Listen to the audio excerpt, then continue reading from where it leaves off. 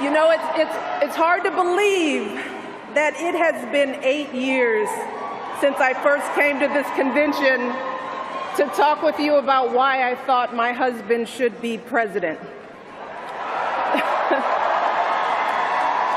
Remember how I told you about his character and conviction, his decency and his grace, the traits that we've seen every day that he served our country in the White House.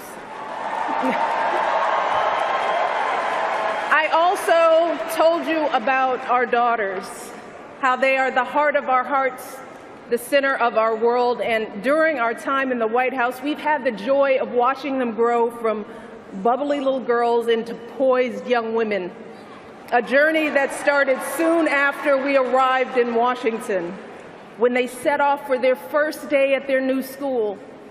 I will never forget that winter morning as I watched our girls, just 7 and 10 years old, pile into those black SUVs with all those big men with guns.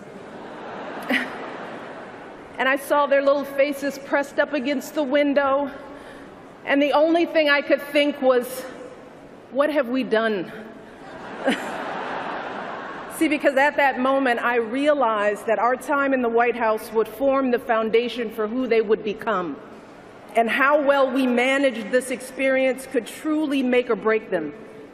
That is what Barack and I think about every day as we try to guide and protect our girls through the challenges of this unusual life in the spotlight. How we urge them to ignore those who question their father's citizenship or faith. How we insist that the hateful language they hear from public figures on TV does not represent the true spirit of this country.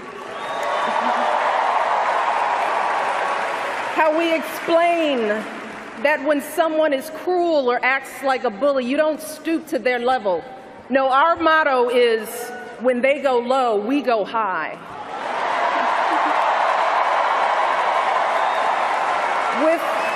With every word we utter, with every action we take, we know our kids are watching us. We as parents are their most important role models. And let me tell you, Barack and I take that same approach to our jobs as President and First Lady, because we know that our words and actions matter, not just to our girls, but to children across this country. Kids who tell us, I saw you on TV, I wrote a report on you for school. Kids like the little black boy who looked up at my husband, his eyes wide with hope, and he wondered, is my hair like yours? And make no mistake about it, this November when we go to the polls, that is what we're deciding. Not Democrat or Republican, not left or right. No, in this election and every election is about who will have the power to shape our children for the next 4 or 8 years of their lives.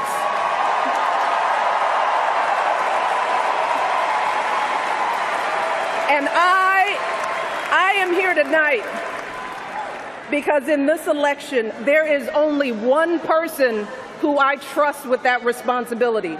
Only one person who I believe is truly qualified to be President of the United States, and that is our friend Hillary Clinton.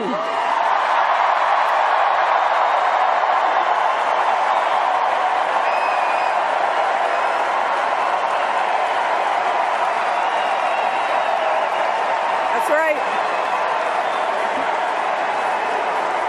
See,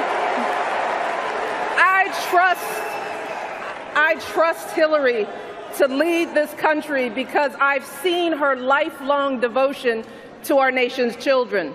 Not just her own daughter, who she has raised to perfection, but every child who needs a champion.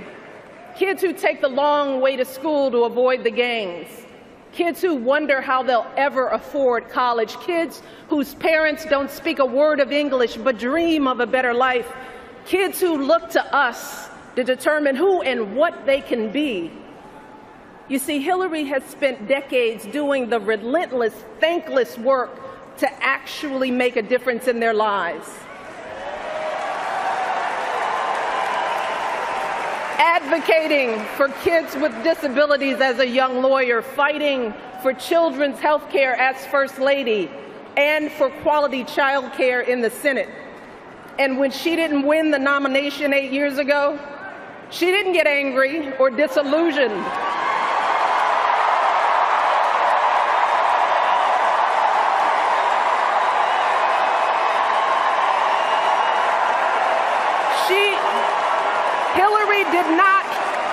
Hillary did not pack up and go home, because as a true public servant, Hillary knows that this is so much bigger than her own desires and disappointments.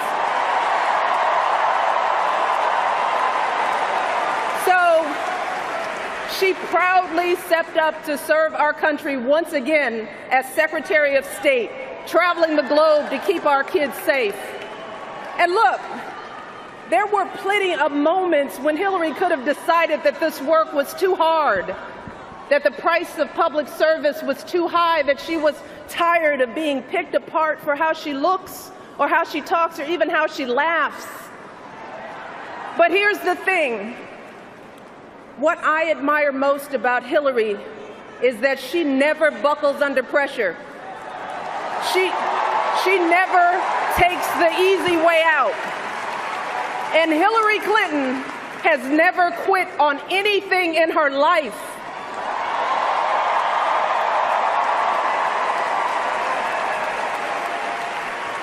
And when I think about the kind of president that I want for my girls and all our children, that's what I want. I want someone with the proven strength to persevere, someone who knows this job and takes it seriously, someone who understands that the issues a president faces are not black and white and cannot be boiled down to 140 characters. Look, because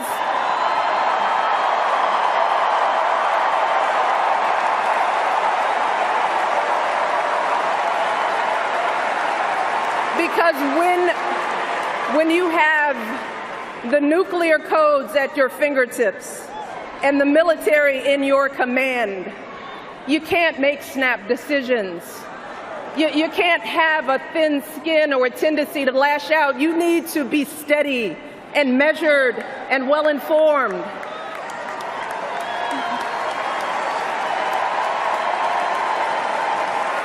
I want a president with a record of public service, someone whose life's work shows our children that we don't chase fame and fortune for ourselves. We fight to give everyone a chance to succeed. And we give back even when we're struggling ourselves, because we know that there is always someone worse off. And there, but for the grace of God, go I. I want a president who will teach our children that everyone in this country matters. A president who truly believes in the vision that our founders put forth all those years ago, that we are all created equal, each a beloved part of the great American story. And when crisis hits, we don't turn against each other. No, we listen to each other. We lean on each other, because we are always stronger together.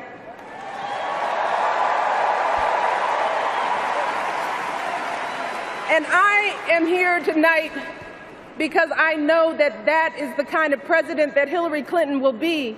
And that's why in this election, I'm with her.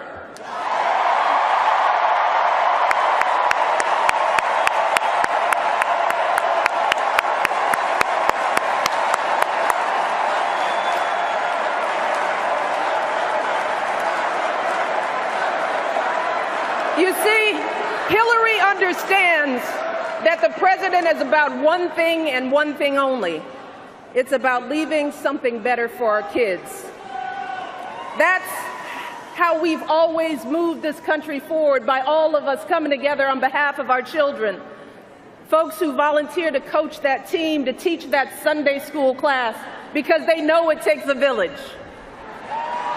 Heroes of every color and creed who wear the uniform and risk their lives to keep passing down those blessings of liberty. police officers and protesters in Dallas who all desperately want to keep our children safe, people who lined up in Orlando to donate blood because it could have been their son, their daughter in that club.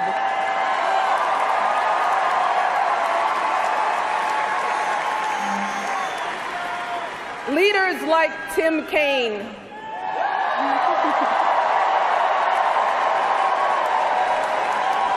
who show our kids what decency and devotion look like. Leaders like Hillary Clinton, who has the guts and the grace to keep coming back and putting those cracks in that highest and hardest glass ceiling until she finally breaks through, lifting all of us along with her. That is the story of this country, the story that has brought me to this stage tonight, the story of generations of people who felt the lash of bondage, the shame of servitude, the sting of segregation, but who kept on striving and hoping and doing what needed to be done so that today I wake up every morning in a house that was built by slaves.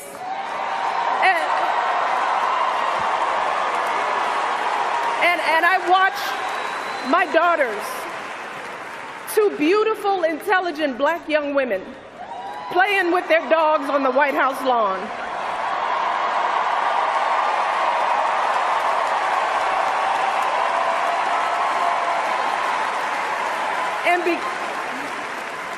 And because of Hillary Clinton, my daughters and all our sons and daughters now take for granted that a woman can be president of the United States.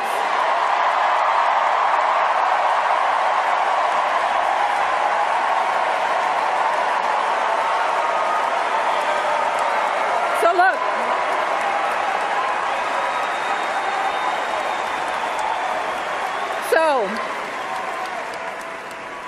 don't let anyone ever tell you that this country isn't great, that somehow we need to make it great again, because this right now is the greatest country on earth.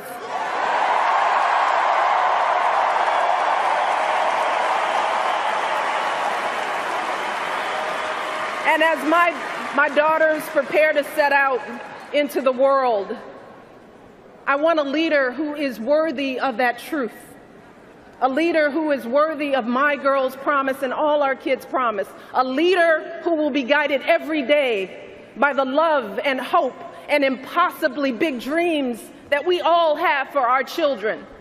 So in this election, we cannot sit back and hope that everything works out for the best. We cannot afford to be tired or frustrated or cynical. No, hear me. Between now and November, we need to do what we did 8 years ago and 4 years ago.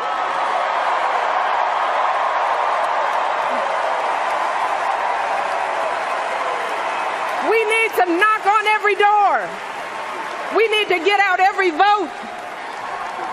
We need to pour every last ounce of our passion and our strength and our love for this country into electing Hillary Clinton as President of the United States of America. So let's get to work. Thank you all, and God bless.